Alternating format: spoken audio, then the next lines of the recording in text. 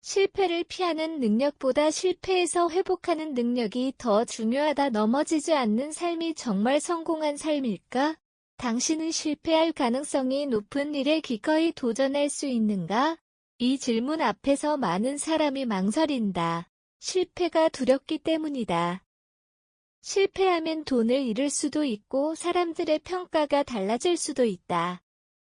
무엇보다 나는 능력이 없는 사람인가? 라는 자기의 신과 마주해야 한다. 그래서 사람들은 도전하지 않는 쪽을 선택한다.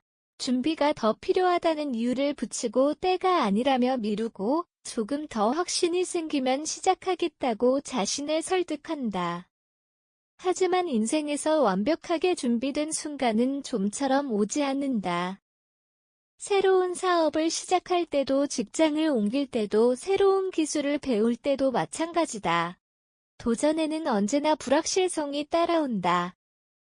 결국 도전하지 않는다는 것은 실패를 피하는 선택인 동시에 성공할 가능성까지 포기하는 선택이 될 수 있다. 우리는 성공한 사람의 마지막 장면을 쉽게 본다. 그러나 그 사람이 그곳에 도착하기까지 얼마나 많은 시행착오와 거절좌절을 경험했는지는 잘 보지 못한다. 성공은 결과로 공개되지만 실패는 대부분 과정 속에 감춰지기 때문이다. 그래서 성공한 사람과 그렇지 않은 사람을 가르는 차이를 단순히 재능이나 운에서만 찾아서는 안 된다. 더 중요한 질문이 있다. 넘어진 뒤 무엇을 했는가? 도전하는 사람은 넘어지지 않는 사람이 아니다. 넘어지고도 다시 움직이는 사람이다. 중요한 것은 실패의 횟수가 아니라 실패를 해석하는 방식이다. 도전하는 사람은 실패를 나의 한계가 아니라 다음 선택을 위한 정보로 해석한다. 넘어질 용기는 무모함이 아니라 성장의 출발점이다. 우리는 오랫동안 실패를 부정적으로 배워왔다. 시험에서 틀리면 점수가 내려가고 직장에서 실수하면 평가를 걱정하며 사업에 실패하면 능력이 부족하다는 시선을 받기 쉽다. 이런 환경에서는 자연스럽게 실패하지 않는 선택을 선호하게 된다. 그러나 변화가 빠른 시대에는 실패하지 않는 전략만으로 새로운 기회를 만들기 어렵다. 익숙한 방식만 고집하면 당장의 실수는 줄일 수 있지만 새로운 경험과 가능성 역시 줄어든다. 성장 마인드셋 연구로 잘 알려진 캐롤 드웨게의 연구는 인간의 능력을 고정된 것으로 바라보는 관점과 노력과 학습을 통해 발전할 수 있다고 보는 관점이 도전에 대한 태도의 차이를 만들 수 있음을 보여준다. 스탠퍼드대가 소개한 연구에서도 성장 마인드셋 개입은 학생들의 도전적인과 재선택을 높이는 방향으로 나타났다.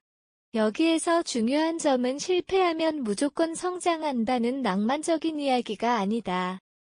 실패 자체에는 특별한 힘이 없다. 똑같은 실수를 계속하면서 나는 도전하고 있다고 말하는 것은 성장이라고 보기 어렵다.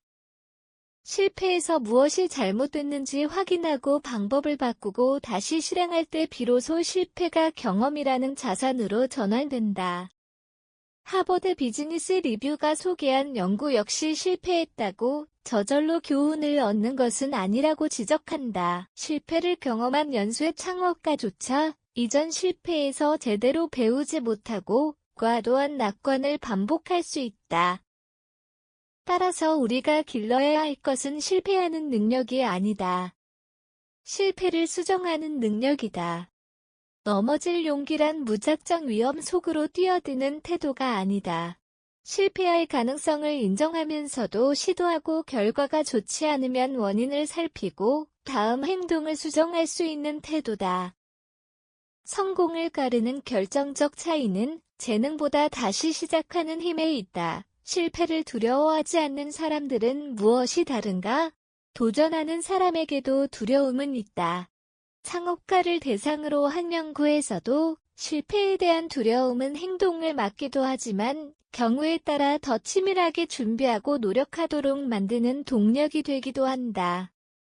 중요한 것은 두려움의 존재 여부가 아니라 그것을 어떻게 다루느냐에 있다. 도전하는 사람들은 먼저 실패와 자신을 분리해서 생각한다. 이번 일이 실패했다. 와 나는 실패한 사람이라는 전혀 다른 문장이다.